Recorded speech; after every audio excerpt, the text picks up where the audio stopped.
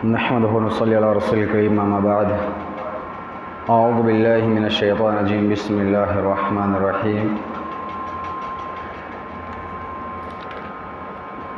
इन्ना अअतैनाकल कौसर फसल्लि लिरब्बिका वन्हर। मोहतरम हज़रात, अल्लाह सुब्हानहु व तआला का बेहद एहसान और शुक्र है कि अल्लाह सुब्हानहु व तआला ने हमें इशा की नमाज़ बाजमात अदा करने की हमें तौफ़ीक़ अता फ़रमाई। मोहतरम हज़रात, जैसा कि बयान चल रहा है क़ुरबानी के ताल्लुक़ से, और इसलिए ज़रूरी है कि क़ुरबानी के तमाम मसाइल को जान लेना बेहद ज़रूरी होता है। इसके बारे में 5 चीज़ों का ध्यान रखना बहुत ज़रूरी होता है। सबसे पहली चीज़ क्या है? बिस्मिल्लाह पढ़े बग़ैर क़ुरबानी नहीं होती। अगर कोई इंसान बग़ैर बिस्मिल्लाह पढ़े अपने जानवर को क़ुरबान करता है तो उसकी क़ुरबानी कबूल नहीं होती। इसलिए अल्लाह के रसूल सल्लल्लाहु अलैहि वसल्लम ने जानवर को क़ुरबान करने के लिए बहुत सारी रिवायतें मिलती हैं, जिसके अंदर सही बुखारी की हदीस नंबर 5560 है, जिसके अंदर अल्लाह के नबी सल्लल्लाहु अलैहि वसल्लम ने इरशाद फरमाया कि हज़रत अनस रज़ियल्लाहु अन्हु से रिवायत करते हैं कि नबी करीम सल्लल्लाहु अलैहि वसल्लम ने सींग वाले 2 चितकबरे मेंढों की क़ुरबानी की और उन्होंने अपने हाथ से ज़िबह किया और कहा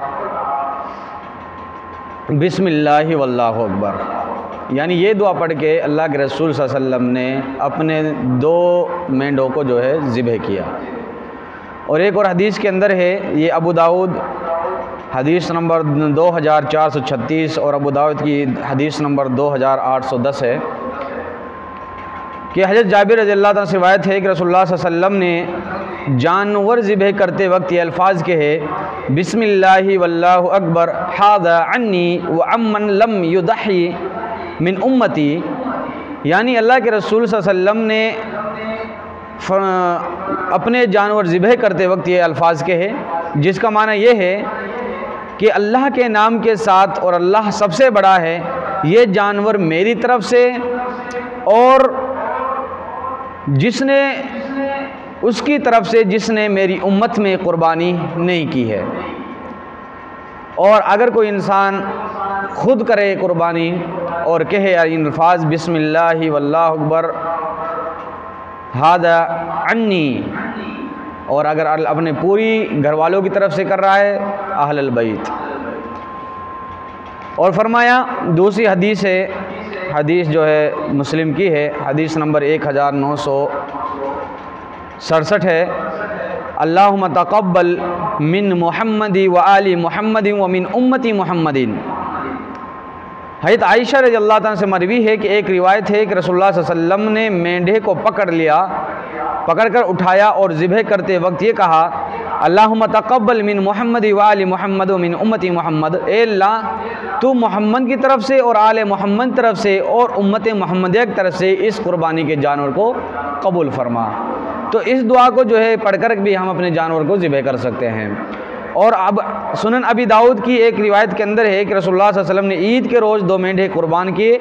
जब दोनों को क़िबला रुख किया तो ये कलमात के है वजहतु वजहिया लिल्लज़ी फ़तरस समावाति वल अर्ज़ हनीफ़ा व मा अना मिनल मुश्रिकीन इन्न सलाती व नुसुकी व महयाया व ममाती लिल्लाहि रब्बिल आलमीन ला शरीका लहू व बिज़ालिका उमिरतु व अना अव्वलुल मुस्लिमीन अल्लाहुम्मा मिनका व लका अन मुहम्मदी व उम्मतीही बिस्मिल्लाहि वल्लाहु अकबर।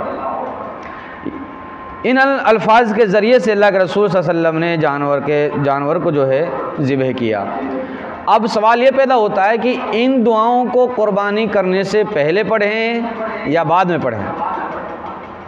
तो हदीस के अल्फाज ये हैं कि अल्लाह के रसूल सल्लल्लाहु अलैहि वसल्लम इन अल्फाजों को पहले ही पढ़ लिया करते और फिर जब जानवर को लिटा लेते, लिटाने के बाद जब छुरी चलाते तो छुरी चलाते वक्त बिस्मिल्लाहि अल्लाहु अकबर बिस्मिल्लाहि अल्लाहु अकबर कह करके जानवर को ज़िबह करते।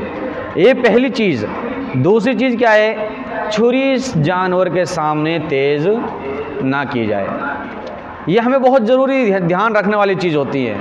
जो चाकू होता है, छुरी होती है, उसको जो है जानवर के सामने तेज़ ना किया जाए। इसके बारे में एक मशहूर हदीस है, अबू दाऊद की हदीस नंबर 2442। हज़रत अनस रज़ियल्लाहु अन्हु फरमाते हैं कि रसूलुल्लाह सल्लल्लाहु अलैहि वसल्लम ने जानवर को बांधकर ज़िबह किया और फरमाया कि इसके रावी हज़रत शद्दाद बिन औस रज़ियल्लाहु अन्हु हैं कि रसूलुल्लाह सल्लल्लाहु अलैहि वसल्लम फरमाया, जब तुम ज़िबह करो तो अच्छे तरीके से ज़िबह करो और तुम में से अपनी छुरी तेज़ करे और उसे ज़बीहा को आराम पहुँचाए। मतलब ये है कि जानवर के सामने छुरी तेज़ ना की जाए। तीसरी चीज़ यह है कि किसी और जानवर के सामने उसको ज़िबह ना किया जाए। ऐसा होता है कि बहुत सारे बकरे होते हैं हमारे पास, बहुत सारे जानवर होते हैं, उन जानवरों के सामने उसको ज़िबह कर देते हैं। अल्लाह के रसूल सल्लल्लाहु अलैहि वसल्लम फरमाया, तुम दो मोते ना दो। दो मोते देने का मतलब क्या है कि दूसरे जानवर के सामने उस जानवर को ज़िबह ना करो, क्योंकि उसको देखने के बाद वो जानवर समझ जाएगा कि तुम्हारा भी यही हाल होने वाला है। तो इसलिए फरमाया कि तुम जो है जानवर के सामने किसी दूसरे जानवर की कुर्बानी ना करें। और कहा उसके सामने, जानवर के सामने तैयारी भी ना कीजिए। तैयारी मतलब तहमद बांधना, हाथी ऊपर करना, आस्तीन ऊपर करना, ये तमाम चीज़ें क्या है, पहले से तैयारी रखो। जानवर लाओ और उसको ज़िबह करो। अब इंसान लाता है, उसको कान पकड़ कर लाता है, ज़बरदस्ती आराम से लेकर आओ। कान को नहीं, उसको प्यार से लाओ ताकि उसको ये महसूस ना हो कि मुझे कहाँ ले जा रहे हैं। और वहाँ पर एक चीज़ और दिख जाती है कि हुजूम बन जाता है लोगों का। तो आप जो है लोगों का हुजूम ना बनाएं। इतने लोग खड़े हो जाते हैं वहाँ पर कि सब समझ जाते हैं क्या होने वाला है, तो हुजूम ना बनाएं। और क्या है, पांचवी चीज़ है, खाल को उजरत पर ना दें। ये मेन चीज़ होता है, खाल को उजरत ना दें। अल्लाह के रसूल सल्लल्लाहु अलैहि वसल्लम फरमाया, जो इंसान अपने जानवर की खाल को उजरत पर देता है कुर्बानी के को, उसकी कुर्बानी नहीं है।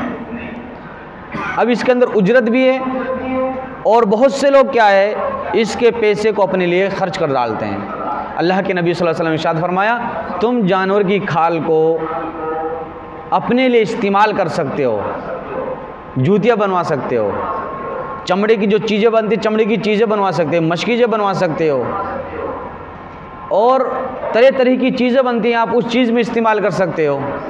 लेकिन उसको बेच करके उसका पैसा अपने लिए इस्तेमाल नहीं कर सकते हो। और फरमाया, अब इसके अंदर ये खाल किसको दी जाए, इसका हकदार कौन है। हदीस पर अमल कीजिएगा। अब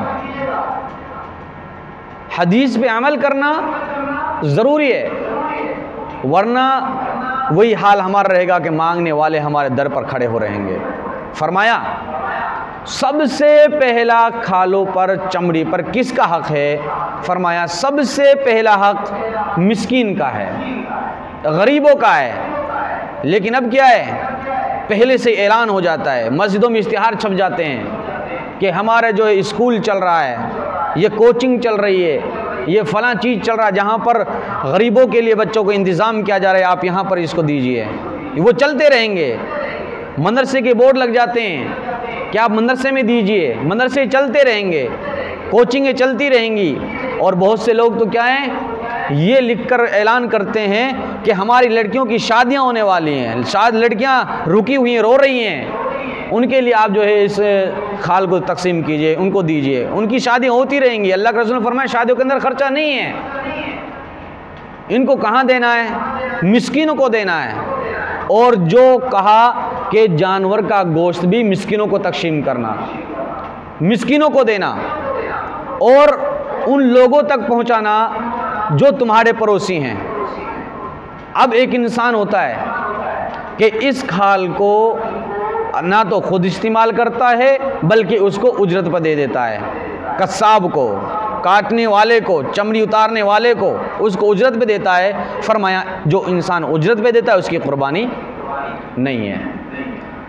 अब इसको कहाँ दिया जाए, मिस्कीनों को दिया जाए, ऐसे लोगों को दिया जाए जब आप तुम अच्छे लिबास पहनते हो, दूसरे लोगों पर लिबास नहीं है, तुम अच्छा खाना खाते हो, दूसरों पर खाना नहीं है, आप ऐसे लोगों को दीजिए जिसके घर में खुशियाँ ना हों, उनके घर में खुशियाँ आ जाएं। आप इसका खाल का, चमड़ी का सही तरीके से इस्तेमाल कीजिए। अगर ऐसा नहीं करोगे तो मिस्कीन ही रहेंगे, मदरसे वाले अमीर हो जाएंगे। वो मदरसे वाले चलते रहेंगे, मदरसे चलते रहेंगे, स्कूलें चलती रहेंगी और लड़कियों की शादियां होती रहेंगी, लेकिन मिस्कीनों का जो हक मारा जा रहा है, ये जो है शरीयत के ख़िलाफ़ अमल किया जा रहा है। और फरमाया मैं मदरसों के ख़िलाफ़ नहीं हूँ, अगर मिस्कीन नहीं मिल रहे हैं, गरीब नहीं हैं, तब हक बनता है कि आप मदरसे के अंदर खाल पहुँचाइए। और फरमाया कि इसके अंदर जो जानवर का गोश्त होता है, मैंने एक वीडियो इसी के ऊपर है कि इस गोश्त को क्या किया जाए, ज़ख़ीरा भी किया जाए, तकसीम भी किया जाए और इसको अपने रिश्तेदारों के लिए भी खिलाया जाए, इसको सबके लिए खिलाया जाए। लेकिन अल्लाह के रसूल सल्लल्लाहु अलैहि वसल्लम की हदीस उठाकर देखिए कि अल्लाह के रसूल सल्लल्लाहु अलैहि वसल्लम ने एक ही दिन 10 जिलहिज्जा को अल्लाह के रसूल सल्लल्लाहु अलैहि वसल्लम ने 100 सुर्ख ऊँट कुर्बान किए थे। 100 सुर्ख ऊँट एक ही दिन में कुर्बान किए। क्यों? इसलिए कि ताकि इनका गोश्त गरीबों तक, मिस्कीनों तक, मोहताजों तक पहुंच जाए। लेकिन आज हमारे अगर दो जानवर हैं, एक आज कर लेना, एक 2 दिन रुक के कर लेना, क्योंकि 2 दिन रुक के हमारी लड़की आने वाली है, हमारी बहन आने वाली है, हमारे रिश्तेदार आने वाले, वो खाएंगे। एक जानवर आज कर लो, 1-2 दिन बाद कर लेना, हमारे रिश्तेदार आने वाले हैं। मेरे भाइयों, सबसे पहला हक जो है गरीबों का है, मिस्किनों का है, जो मांगते नहीं हैं उन लोगों का है। ऐसे लोगों को आप गोश्त पहुंचाइए, बेशक उनके घर में मौजूद है, बेशक है उनके घर में मौजूद, आप उनको पहुंचाइए। अगर आपने इतना ज़्यादा कुर्बानी की है, एक साहबी आते हैं और कहते हैं अल्लाह के रसूल सल्लल्लाहु अलैहि वसल्लम, हम कुर्बानी के गोश्त को कितने दिन तक ज़ख़ीरा कर सकते हैं? हमारे पास इतना ज़्यादा है कि हम उसको तकसीम कर दिया लेकिन फिर भी बचा हुआ है, अब इसको हम कितने दिन तक ज़ख़ीरा कर सकते हैं? अल्लाह के रसूल सल्लल्लाहु अलैहि वसल्लम फरमाया, इस जो है ईद उल अज़हा से लेकर अगले ईद उल अज़हा तक तुम इसको ज़ख़ीरा भी कर सकते हो, यानी 1 साल तक तुम इसको ज़ख़ीरा कर सकते हो। अगर करने वाले हो तो, तरीका हो तुम्हारे पास, कर सकते हो। लेकिन गरीबों का, मिस्किनों का आप हक ना खाइए, उनको 100% पहुँचाइए। क्यों अमल कुर्बानियाँ करते हैं? अल्लाह को खुश करने के लिए, गरीबों को देने के लिए, मोहताजों को देने के लिए हम कुर्बानी करते हैं। तो ये तमाम चीज़ें होना चाहिए। एक चीज़ और बता देता हूँ कि अगर कोई इंसान आप जानवर ज़िबह कर रहा है, खुद ज़िबह कर सकता है तो खुद ज़िबह कीजिए, और अगर कोई औरत है वो अपनी तरफ से कुर्बानी करे तो औरत भी अपने हाथ से कुर्बानी कर सकती है। क्योंकि सैयदना अबू मूसा अशरी रज़ियल्लाहु तआला अन्हु ने जो है अपनी लड़कियों को हुक्म दिया, ओ मेरी लड़की, तुम्हारा जानवर तुम इसको खुद ज़िबह कीजिए। तो औरतें खुद अपने जानवर को अपने हाथों से ज़िबह कर सकते हैं। ये जो हदीस है ये सही बुखारी की हदीस है। अल्लाह रब्बुल आलमीन से दुआ है कि इलाहुल आलमीन हमें सुनने से ज़्यादा अमल करने की तौफ़ीक़ अता फ़रमाए। इलाहुल आलमीन जो भी हमने कहा है, जो हमने सुना है, तमाम बातों पर अमल की तौफ़ीक़ अता फ़रमाए। आमीन। अस्सलामु अलैकुम व रहमतुल्लाहि व बरकातुहू।